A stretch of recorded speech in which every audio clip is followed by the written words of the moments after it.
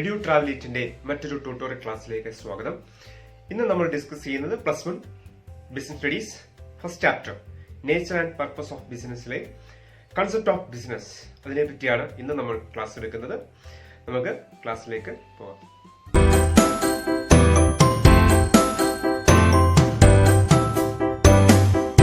The first chapter of business studies +1 is nature and purpose of business. ബിസിനസിന്റെ സ്വഭാവവും അതിന്റെ ഒബ്ജക്റ്റീവ്സും ഒക്കെയാണ് ഫസ്റ്റ് ചാപ്റ്ററിൽ നമ്മൾ ഡിസ്കസ് ചെയ്യുന്നത്. First of all, we know that in every society people undertake various activities to satisfy their human needs. നമ്മുടെ സൊസൈറ്റിയിലുള്ള എല്ലാ വ്യക്തികളും ഓരോരോ പ്രവർത്തനങ്ങളിൽ എൻഗേജ് ചെയ്തിരിക്കുകയാണ്. For what? For satisfying their needs. അവരുടെ ആവശ്യങ്ങൾ നിറവേറ്റുന്നതിന് വേണ്ടിയിട്ട്, അവരുടെ ആവശ്യങ്ങളെ സംതൃപ്തിപ്പെടുത്തുന്നതിന് വേണ്ടിയിട്ട് ഓരോരോ പ്രവർത്തനങ്ങളിലും അവർ എന്ത് ചെയ്യുന്നു, ഏർപ്പെട്ടിരിക്കുകയാണ്. ഫോർ എക്സാമ്പിൾ, ഇപ്പോൾ ഞാൻ നിങ്ങളെ പഠിപ്പിക്കുന്നു, നിങ്ങൾ പഠിക്കുന്നു, വീട്ടിലെ വീട്ടമ്മ നിങ്ങൾക്ക് വേണ്ടി കുക്ക് ചെയ്യുന്നു, അച്ഛൻ ജോലിക്ക് പോയിരിക്കുന്നു. ഇങ്ങനെ നമ്മൾ ചെയ്യുന്ന ഓരോരോ പ്രവർത്തനങ്ങളും നമ്മളുടേതായ വ്യക്തി താല്പര്യങ്ങളെ അല്ലെങ്കിൽ നമ്മളുടേതായ ആവശ്യങ്ങളെ മീറ്റ് ചെയ്യുന്നതിന് വേണ്ടിയിട്ടാണ് നമ്മൾ ഇങ്ങനെ ഓരോരോ പ്രവർത്തനങ്ങൾ ചെയ്യുന്നത്. ഇതിനെ നമ്മൾ ഹ്യൂമൻ ആക്ടിവിറ്റീസ് എന്നാണ് പറയുന്നത്. Then the activities undertaken by the human beings is known as human activity. മനുഷ്യൻ ചെയ്യുന്ന പ്രവർത്തനങ്ങളെ നമ്മൾ എന്തെന്ന് പറയുന്നു? മാനുഷിക പ്രവർത്തനങ്ങൾ എന്നാണ് പറയുന്നത്. The activities undertaken by the human beings is known as human activity. These activities can be classified into two categories. ഇങ്ങനെ മനുഷ്യൻ ചെയ്യുന്ന പ്രവർത്തനങ്ങളെ നമ്മൾക്ക് പ്രധാനമായും രണ്ടായിട്ട് തിരിക്കാം. That is economic activity and non-economic activity. Economic and non-economic activity. Then നമ്മൾ ഇതുവരെ പറഞ്ഞത് എന്താണ്? The activities undertaken by human beings is known as human activity.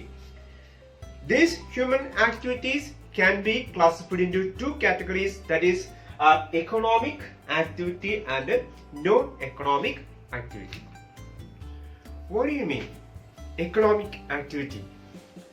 The activities which are undertaken by the people with the object of earning money or livelihood. ഉപജീവ മാർഗത്തിന് വേണ്ടിയിട്ടോ അല്ലെങ്കിൽ ഒരു return പ്രതീക്ഷിച്ചുകൊണ്ട്, എന്തെങ്കിലും ഒരു സാമ്പത്തികം പ്രതീക്ഷിച്ചുകൊണ്ട് നമ്മൾ ചെയ്യുന്ന പ്രവർത്തനങ്ങളെ ആണ് നമ്മൾ എക്കണോമിക് ആക്ടിവിറ്റീസ് എന്ന് പറയുന്നത്.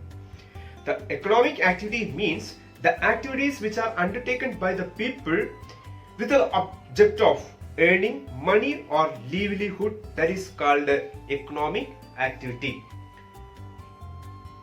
സമ്പത്തിന് വേണ്ടിയിട്ട് അല്ലെങ്കിൽ എന്തെങ്കിലും റിട്ടേൺ പ്രതീക്ഷിച്ചുകൊണ്ട്, അല്ലെങ്കിൽ പൈസയ്ക്ക് വേണ്ടിയിട്ട്, സാമ്പത്തികത്തിന് വേണ്ടിയിട്ട്, അല്ലെങ്കിൽ നമ്മുടെ വെൽത്ത് ഇൻക്രീസ് ചെയ്യുന്നതിന് വേണ്ടിയിട്ട് നമ്മൾ ചെയ്യുന്ന പ്രവർത്തനം, നമ്മുടെ ഉപജീവ മാർഗത്തിന് വേണ്ടിയിട്ടായിരിക്കാം നമ്മൾ ഈ പ്രവർത്തനം ചെയ്യുന്നത്.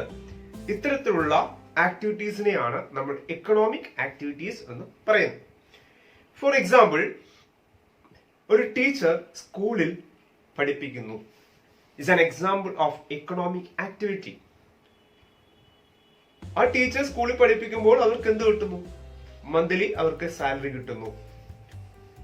ഗവൺമെന്റ് സർവൻസ്, ഗവൺമെന്റിന് വേണ്ടി വർക്ക് ചെയ്യുന്ന എല്ലാ വ്യക്തികൾക്കും ഗവൺമെന്റ് എന്ത് കൊടുക്കുന്നുണ്ട്? സാലറി കൊടുക്കുന്നുണ്ട്.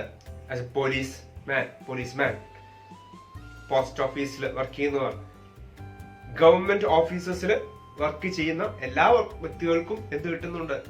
സാലറി കിട്ടുന്നു. So they do economic activity. അവർ ചെയ്യുന്നത് എന്താണ്? എക്കണോമിക് ആക്ടിവിറ്റിയാണ്. നമ്മുടെ വീട്ടിൽ വരുന്ന ഡെയിലി വർക്കേഴ്സ് ഉണ്ടാവും, അവര് ചെയ്യുന്നത് എന്താണ്? എക്കണോമിക് ആക്ടിവിറ്റിയാണ്. ഒരു ഡോക്ടർ ചെയ്യുന്നത് എന്താണ്? Economic ആക്ടിവിറ്റിയാണ്.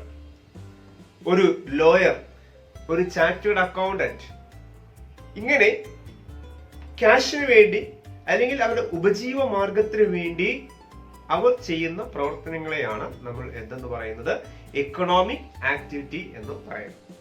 The next one, non-economic activity. What do you mean non-economic activity? The activities which are undertaken by people for getting psychological satisfaction or happiness. മാനസികമായ സംതൃപ്തിക്ക് വേണ്ടിയിട്ടോ അല്ലെങ്കിൽ നമ്മുടെ സന്തോഷത്തിന് വേണ്ടിയിട്ടോ നമ്മൾ ചെയ്യുന്ന പ്രവർത്തനങ്ങൾ ആണ് നോൺ എക്കണോമിക് ആക്ടിവിറ്റി എന്ന് പറയുന്നത്. The activities which are undertaken by people without the intention for making money. Money earn ചെയ്യുക എന്ന ലക്ഷ്യത്തോടുകൂടി അല്ലാതെ ചെയ്യുന്ന പ്രവർത്തനങ്ങളെ നമുക്ക് നോൺ എക്കണോമിക് ആക്ടിവിറ്റി എന്ന് പറയാം. For example, A house wife cooking food for her family.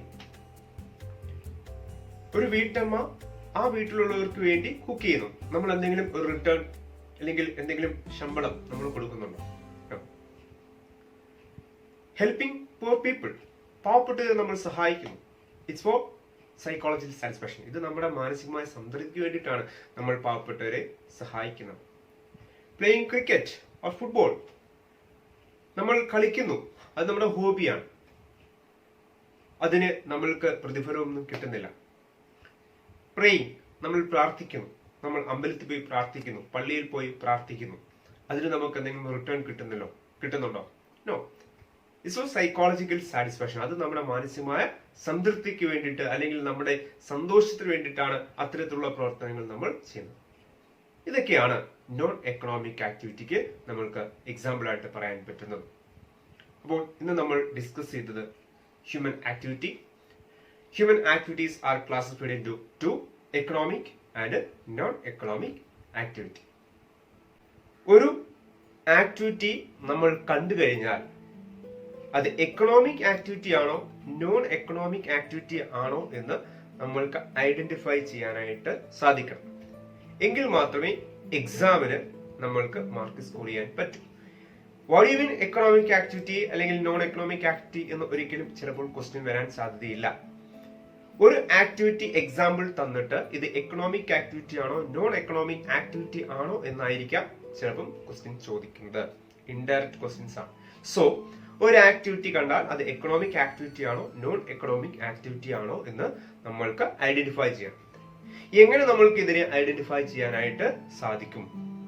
ഈ ആക്ടിവിറ്റിയുടെ പ്രധാന ഒബ്ജക്റ്റീവ് നമ്മൾ നോക്കുക. അവിടെ ഐഡന്റിഫൈ ചെയ്യാൻ പറ്റുന്ന ഒരു പ്രധാനപ്പെട്ട ഫാക്ടർ എന്താണ് എന്ന് ചോദിച്ചു കഴിഞ്ഞാൽ ഇവിടെ റിട്ടേൺ കിട്ടുന്നുണ്ടോ എന്നാണ് നമ്മൾ നോക്കേണ്ടത്.